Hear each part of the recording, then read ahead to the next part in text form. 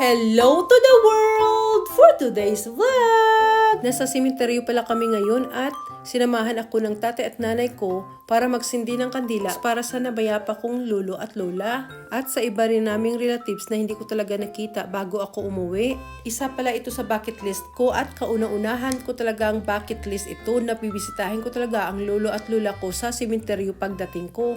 Kaso lang, pagdating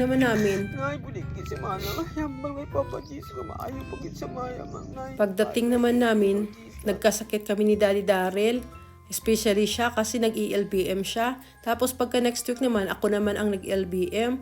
Mabuti nga nakakahabol pa din kami ng mga videos talaga namin, ng mga vlogs. Alam ko naman at ramdam ko talaga na naiintindihan talaga ng lolo at lola ko ang aking sitwasyon. Sayang nga at hindi ko na isama ang lolo at lola ko sa mga vlogs ko. For sure, mahahappy talaga sila at mahahappy din talaga sila sa accomplishment ko.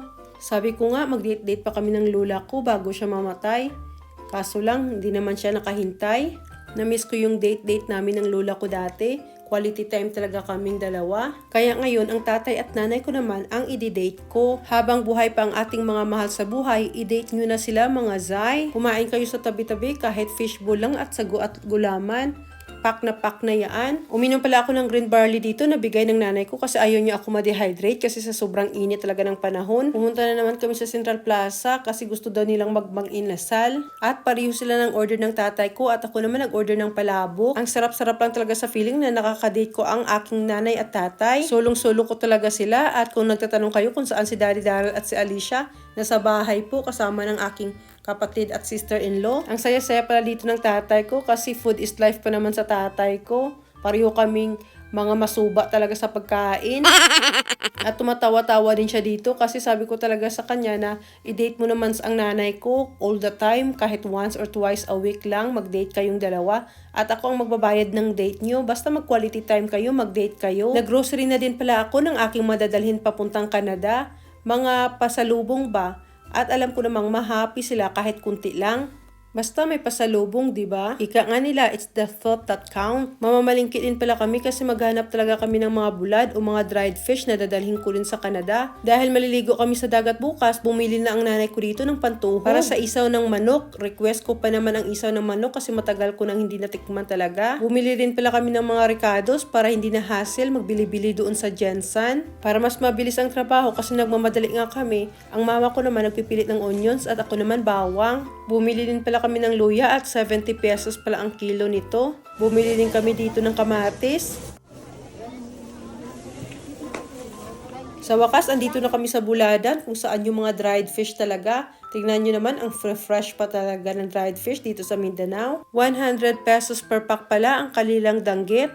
At dahil inubos ko ang kanilang danggit, ginawa niyang 75 pesos per pack. Tingnan nyo naman, ang sarap niyan mga zay. Ano niya siya? Sinong pa Japan siya? Japayuki.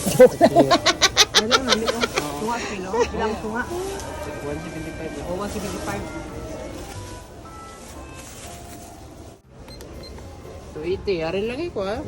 May dried tilapia din pala dito at sayang nga hindi ko inuubos tong dried tilapia nila. Ang sarap pala nito.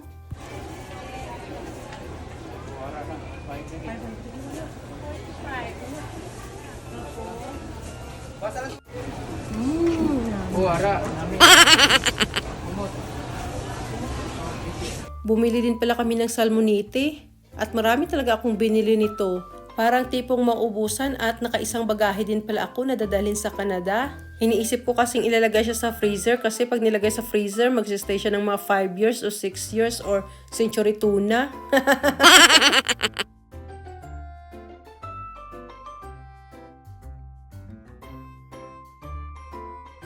Ito naman pala 100 pesos lang per pack kaya bumili ako ng isa. Sayang nga at tinatlo ko na sana. Bumili din pala ako dito ng isda sa bato. Malaki to siya at malapad. Hindi ko pa to natitikman. Pero titikman ko talaga pagdating ko ng Canada. Mahal din pala ang presyo nito. At huwag na kayo magtanong kung magkano. Basta kasing mahal din siya ng karne ng baboy.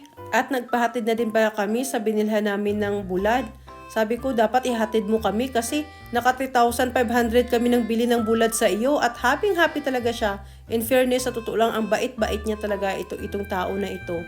Nakalimutan ko nga tanungin ko ano pangalan niya para ma-shoutout ko siya dito sa aking vlog eh. Dahil birthday pala ng anak ng pinsan ko, in-invite niya kaming pumunta sa kanilang bahay. Kaya sabi ko, go!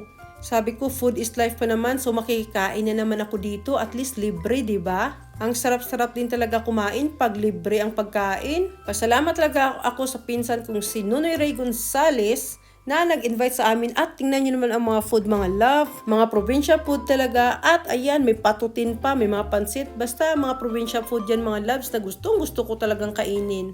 At ang sarap-sarap lang talaga sa feeling din na makakabanding ko muna ang aking mga pinsan, mga tita at tito bago ko sila lilisanin kasi nga bukas pupunta na kami ng Jensen. Parang despedida party ko ito na basta feeling ko lang. Happy birthday! Happy birthday, Toto! Happy birthday, Toto! Happy birthday! Happy family!